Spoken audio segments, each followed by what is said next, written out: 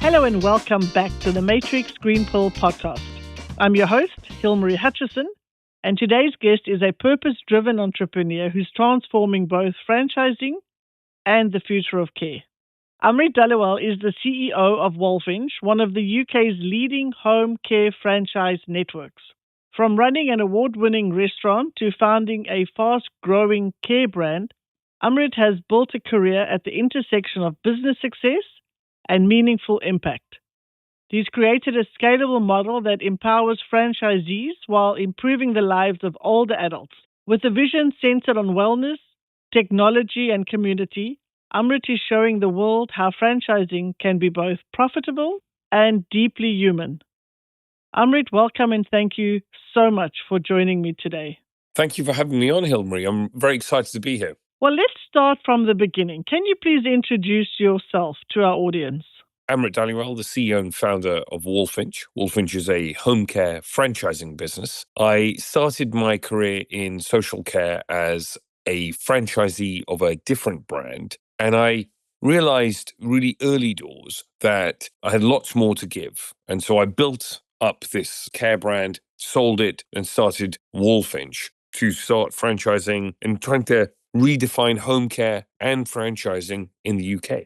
I want to go back a little bit before you started off with Walfinch. Let's talk about your entrepreneurial journey a little bit.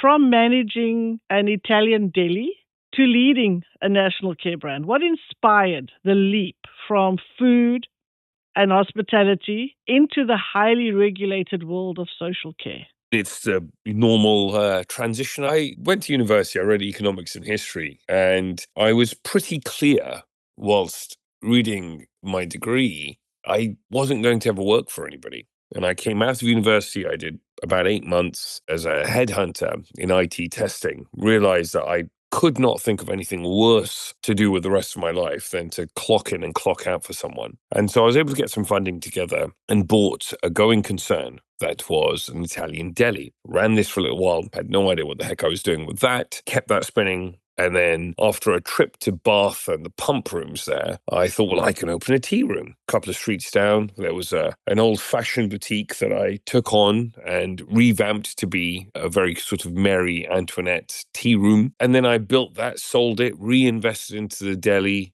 and made the deli into more of a kind of local fine dining, casual fine dining restaurant, Italian. Whilst doing all of this, I met my now wife, my then girlfriend, and she's a dentist, her family come from social care as well. And she'd recommended to me that, she's like, well, have you ever thought about domiciliary care? And I was about 25 or 26 at the time. And I was like, what on earth is that? And next thing I know, I've bought a franchise. I was driving an hour one way to Oxfordshire, where my business was located, and doing a 9 to 5 there. Then 3 hours to Richmond, where my deli was, and working from about 8 p.m. till about midnight, 1 o'clock. And then driving an hour home and speaking to my then girlfriend on the phone for a couple of hours and keeping those wheels spinning, and then getting up early and hitting the gym. So for about 18 months, I slept for about 4 hours a night on average. And as the care business took off, I then sold the restaurant and doubled down on the care business and really learned everything I could learn before selling it, moving on, and really understanding that actually my passion is very much with other entrepreneurs and really focused on trying to change how we think about aging in the UK and how we think about entrepreneurship within the social care space. Amazing. Well, you certainly did put the effort in, starting out studying economics and history. Wow, so different. And then also deciding early on that punching in and out is not going to be a job for you. And then all the effort that you worked. I mean, you worked really hard with a franchise, 9 to 5, not sleeping much until you could see a gap into something else. You founded Walfinch after observing inefficiencies as a franchisee. What were some of the gaps that you saw, and how does your model solve them? Yeah, so Walfinch was really me thinking about how social care and franchising in home care would look in 20 years' time. It needs to be more technology driven. I think when I bought in as a franchisee, what I found was that, businesses within the space were very much led by, paper-based systems. It was all paper-based systems, actually. It was filing cabinets wall to wall. And I thought, well, we need to be more technology-driven. We need to be paperless. We need to be thinking about the way that we can streamline systems. If I thought about how I operated businesses at the time, I operated them from my mobile phone. And I thought, well, how do we scale this? And now with the advent of AI and thinking about sort of scalable systems and scalable businesses, the only way forward is to really think about, well, actually, how do I do lots more with the same level of cost bracket? We're thinking about leveraging all of those systems. And my concern really as a home care provider or as a franchisee at the time was that I didn't feel anybody was really looking at this. I also thought about franchising, and I thought, well, when I bought a franchise, in my mind, I was thinking about McDonald's and thinking it needs to be much more sort of plug and play. And I didn't really feel like that was the case. That wasn't necessarily any particular brand. That was just the way franchising sat in the UK at the time. And so part of what I want to be involved in is creating change for that. I think there are some really wonderful franchise networks inside and outside of the home care space in the UK. We've got lots to learn, lots to do to make these systems really scalable and to help anyone come in. Franchising is where you can get an average entrepreneur and make them successful. It's not just about getting the top tier entrepreneurs and making them successful.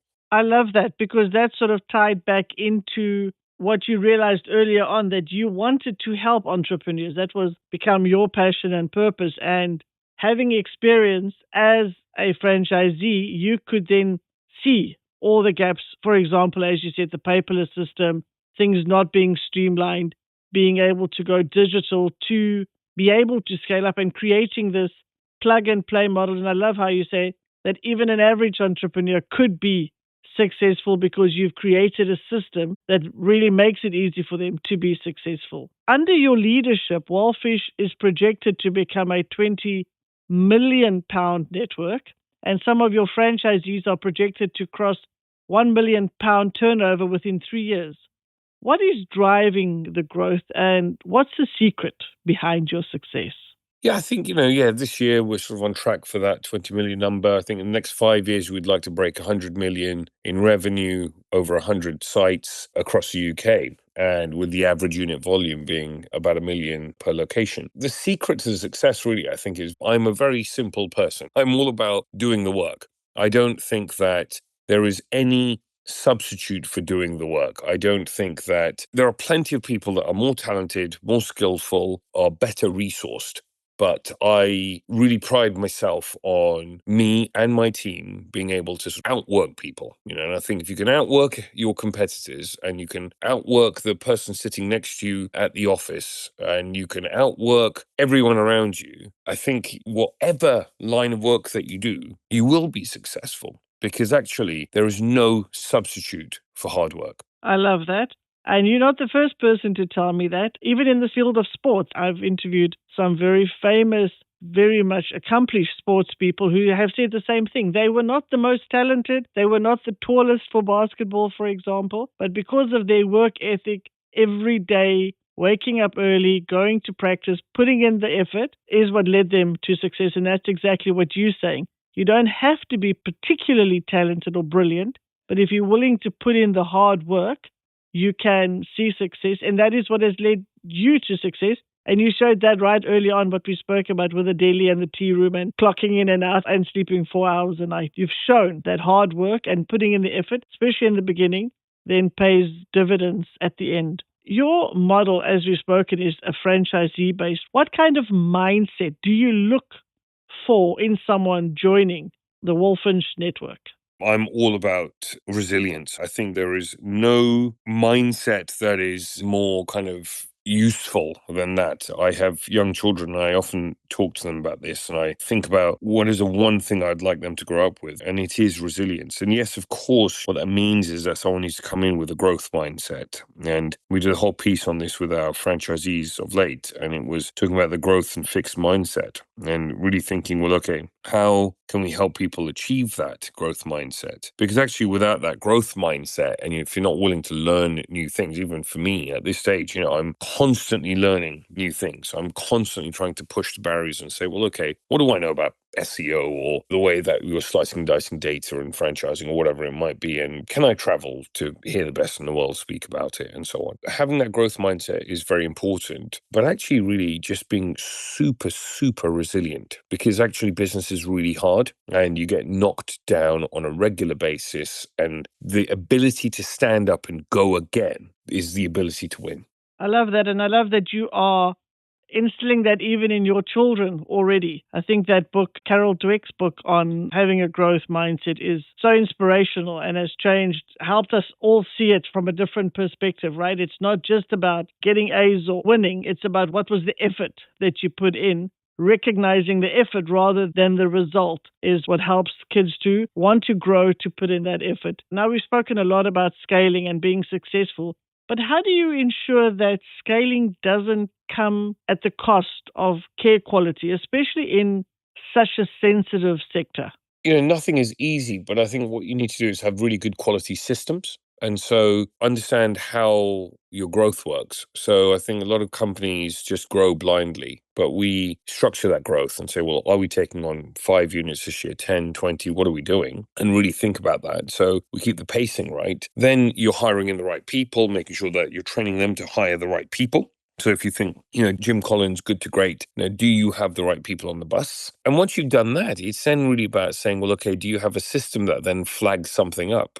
Hilmary's office over there has got an issue. Great. We get an alert over at the National Support Office. Amanda, who's our head of compliance and quality, will go out and say, great, Hilmary, how can I help you with this? What have we got going on over here? Your Q score over here is a little bit low. So how do we pick that up? Here's the things that I've identified, and off we go. And it's really just putting people right back into the system. You also mentioned earlier on that one of the gaps so again, going back to people first, but still scaling using technology, because you mentioned earlier on that one of the gaps you noticed was that tech wasn't used or digital wasn't used effectively for scaling.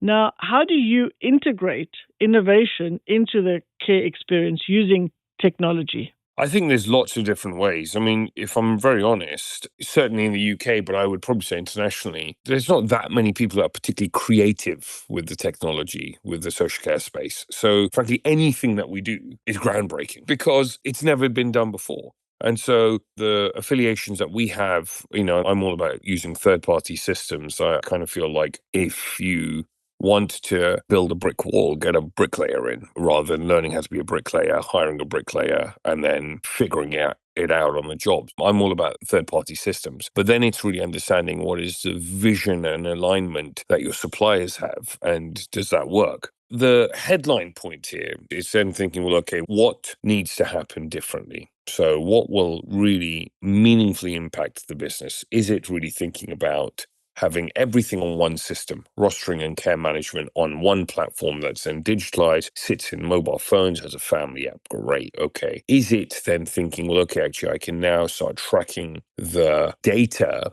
and think, well, okay, well, Hilmary's nutrition is X, her hydration is Y. That means, the outcome is over here. I need to get the GP involved. And then it starts becoming prevention of falls. It starts becoming preventative measures. Can we start tracking Hilmary's activity and say, well, she's done X number of steps because I've connected this wearable with the system. And now we're starting to talk about well-being and longevity and wellness and muscle mass and so on. It's really then saying, well, actually, how do I have all of those things sitting in one place? And I think actually, to be honest, it's really also having leadership that is really interested in that. I think about my leadership team as an R&D team. I want everyone coming to me with saying, why are we doing it this way? Could we look at that? Let's think about that. Let's break this system over here and start it again. Your leadership team as an R&D team, or certainly thinking about them like that, is really helpful. I like how you've mentioned a couple of times now that having the right people makes all the difference. And also in the way they approach things, that your leadership team should be open to coming with new ideas, being an R&D team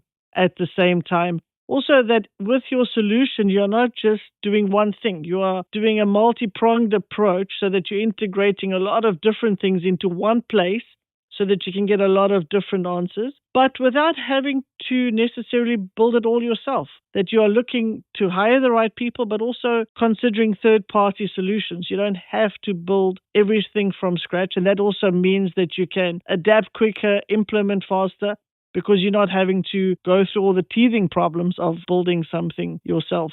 Franchising can sometimes feel rigid, but yours is clearly adaptive and mission-led. How do you balance business systems with purpose?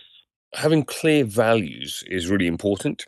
And by that, I follow the EOS, Entrepreneurial Operating System by Gino Wickman, which can be found in a book called Traction. Having clear values, and that book helps you sort of set those out, is really important. Once you've got those values, then it's about thinking, well, okay, what is my 10-year goal, 3-year goal, 1-year goal, and then what am I up to for the next 90 days? And do all those things align to my value and my vision? And then I'm thinking, well, okay, am I hiring the right person? So Hilmary's come in for my media team. Is she the right person? Does she fit these things over here? Does she get it? Does she want it? Does she have capacity to do the role? And if any one of those things is not right, she's not right for the business or needs to move on, because actually clarity is kindness, and actually, moving people on once they are not appropriate for the business is kinder. It might be harder to do, but it's the kinder thing to do. So I think having awkward conversations regularly is important, making sure that you've got a clear set of values and vision, and also people align in that vision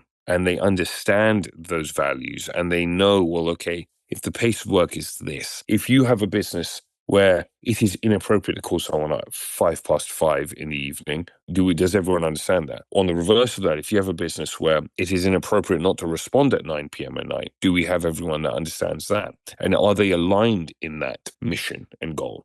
And both are fine if that's what you want. And it's really understanding, is everyone together in that? Yes, so having everyone aligned around the same purpose, the same goal. As you said, clarity is so important. Let's get down to the nitty-gritty for our audience. Starting a franchise is often viewed as a daunting leap. For a business owner in our audience who is currently profitable and thinking, is franchising the right next step for me? What are some of the tips that you could share for taking their existing business and scaling it successfully into a franchise model? I think there's a couple of different things. I think if you're taking your existing business and you want to franchise that business, I'm here with a whole tool of books today, but I would say look at Greg Nathan's Profitable Partnerships. I'd also say get a franchise coach or mentor, somebody that can support you with that, probably somebody that's done it themselves, because I think there's a lot of people out there that are consultants and great at earning money, but not so great at doing the thing. So I think that's really important, getting someone that really understands what on earth they're up to. I think that it is also about ethical franchising. Franchising gets a bad rep often, and the reason for that is that a lot of people look at it and think, oh, that's a bit of a scam. But actually done well, you can make people really wealthy and you can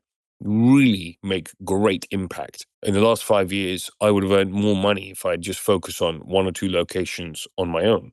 But I have made a phenomenal amount of impact as a result of being a franchisor and scaling my message. And it's then understanding why you want to do that. But I think the key thing to remember is that as a franchisor, you are not doing the principal business. If someone asks me what I do, I'm not a home care provider. I'm a franchisor. And my job as a franchisor, if I was doing lawn care or KFC or whatever the heck it is, my issues are kind of the same. They are not that of a home care provider.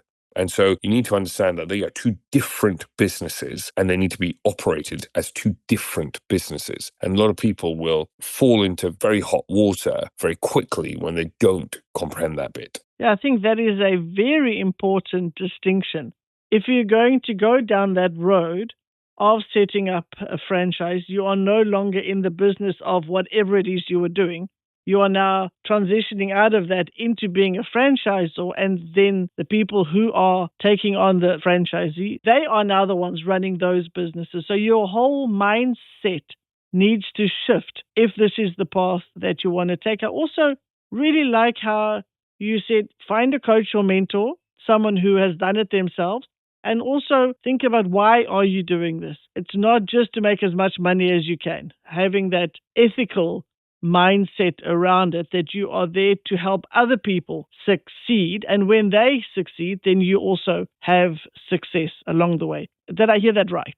Yes, no, absolutely. And I think it's about, understanding what you get joy out of. The other thing I'd probably like to add here is that I have a YouTube channel called the Amrit the Walking CEO. There's dashes all along the way. I put out various series, and I have got some series on franchising, how to buy a franchise, and so on. And so there's some interesting pieces there that might be useful tool to somebody as well if they're looking at that. Thank you for mentioning that, and we'll also put that in the show notes. So if somebody is thinking, is this the next step for me, that they can go to your YouTube channel and see some of the advice and some of the knowledge that you are sharing. Looking ahead, what's next for you and Walfinch, and what legacy are you hoping to build in the care and franchising industries?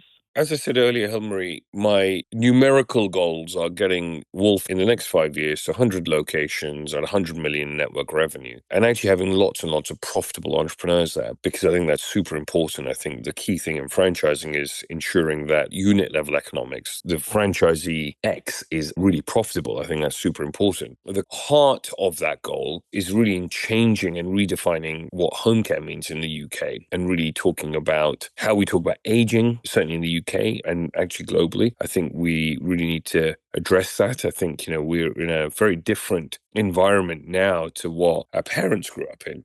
And so I look at that and I think, well, how has that changed with social care models that are out there and frameworks that are out there? And I was like, well, actually, I think we can start to rebrand aging and thinking about it as we talk about time to thrive, because actually growing older doesn't have to be about survival. It can be about thriving. It's think about longevity and wellness and all of that sort of stuff. And I think I'm really interested in the next 5 years to really impact how we talk about aging, how we think about aging in the UK. Yes, the conversation around longevity is certainly changing. It's no longer just about living longer, but living well for a longer period of time. So having more years that you're enjoying, that you're healthy, that you're getting the most out of living. It's not just about living longer. Yes, correct. Yes. Thank you very much for sharing that. It's certainly very exciting. You have some big plans ahead, which sounds absolutely amazing.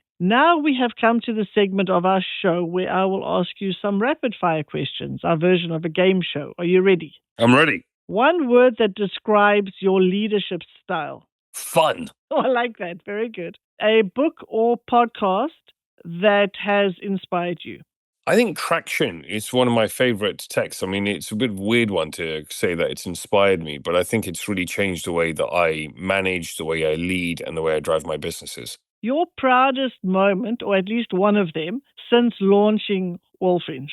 My proudest moment actually has been able to do school drops. And I remember, really having this conversation with my wife early doors and being able to juggle the work balances with the life balances. And actually, that's one that is right up there. And the other one more recently was at our annual conference and the evening segment when we were celebrating the franchisee of the year. And I just looked around for a moment and I thought, wow, all of these people here have followed me on this mission and on this journey are there changing what it means to grow old, and changing what it means to be an entrepreneur, and changing what it means to be a franchisee in the UK. And I didn't just a little bit, I welled up, and it was really a real moment. Having work-life balance, I think having kids definitely helps you to reassess what's important in life. But also, as you say, seeing the impact that you're having on others must make you feel absolutely proud to see that. What does care mean to you? It's time to thrive. What is one thing that you do every day, no matter how busy you get? I spend time with my children. Well, thank you for playing along. That was easy enough. Now I would like to ask you our signature green pill question. What green pill advice would you give to your younger self? That's a really wonderful question. And I think that the one piece of advice that I would give to my younger self is don't chase money. Focus on learning, find a mentor, find a coach, and then keep finding the next one and just keep learning from people that are ahead of you, that are maybe 5 years ahead, because I think people that are 20 years ahead is a little bit more daunting, but you both are useful, and really just keep learning. And actually, in your 20s, Amrit, you don't need to make any money, because whatever you're going to do is probably going to blow up in your face anyway, or you're going to roll it into the next thing. But actually, what you could walk away from your 20s in is with lots and lots of knowledge and experience, and actually that will serve you well in your 30s and beyond. Excellent advice for your younger self, and I think this is excellent advice for our audience as well. Don't chase money, especially in your 20s. As you say, go out, get experience, make mistakes, because these things will set you up for the rest of your life. Also, like how you said, find a coach or a mentor. I think most of us, or many of us, never thought about that during our careers. But I'm hearing it more and more, people who are successful saying, go out and get somebody who has done this before. As you say, not just anyone who's selling words, because they're just in the business of selling words, but somebody who's actually done it before that can actually lead you along the way. Yes. Do you have any tips for finding a good coach or mentor? I think actually, thinking about what sector you are in, sometimes they don't have to be somebody that is sort of coach from the conventional sense of coaching, as in they've got the educational part of the coaching bit. I think if you go to networking events, or you go to events that are industry specific and meet people that are a few years ahead, I think so many people are so willing to share their knowledge with somebody else. And actually often what I found is that people in your own sector really want to share their war stories, and no one else outside of the sector wants to hear about it. And certainly people that are at their own stage, they don't want to hear about it. But I tell you who wants to hear about it: young, hungry people. When I say young, I mean young within a sector as opposed to an age, and certainly hungry people. They want to hear the war stories, and those war stories are powerful. And if someone came to me and said, oh, I've got a carer that wants to leave, I've got 1,500 things that I've done in the past. Bam. Have you done all of these things? No. Great. Go do that. And that isn't really coaching, actually. It's probably more the mentorship piece. With regards to the coaching, I think it's really finding someone that is, well, I would probably go through a referral from someone that you take seriously. Again, excellent advice. Go to networking events within your industry, find the people who are willing. And as you say, people really are willing to share. And I think also podcasts like this one, where you are speaking to the people who have done it, to entrepreneurs, CEOs that have already been successful. You find out where they are and connect with them, because you already know that they have some knowledge to pass along. Excellent advice. Thank you so much for that. Amrit, thank you so much for joining me today. I've thoroughly enjoyed this conversation. Your story from entrepreneurial grit, for sleeping 4 hours a night, to redefining care and building such a successful franchise network is such a powerful example of how business and purpose can beautifully align. You're not just scaling a network, you're creating real impact in people's lives. Thank you for that. And thank you for having me on, Hilary. I've really enjoyed it. Before we wrap up, where can our listeners connect with you or learn more about Walfinch? So I'm very available, Hilary. I'm on Instagram as Amrit Walfinch. I'm on LinkedIn as Amrit Dhaliwal. I'm on YouTube as Amrit the Walking CEO. My website is Walfinch Franchising, and there is the Walking CEO segment that has a collection of lots of things that I do. I have a podcast that is called The Walking with Walfinch, and a book that is called Time to Thrive, The Home Care Revolution, which you can find on Amazon. Excellent. A lot of places to get in touch with you. Thank you for sharing that. And to our listeners, thank you for tuning in to another episode of the Matrix Green Pill podcast. If this conversation inspired you, please subscribe and leave us a 5-star review. It really helps. Until next time, build boldly, care deeply, and lead with purpose. If you enjoy our conversations, please like and subscribe. See you next Wednesday.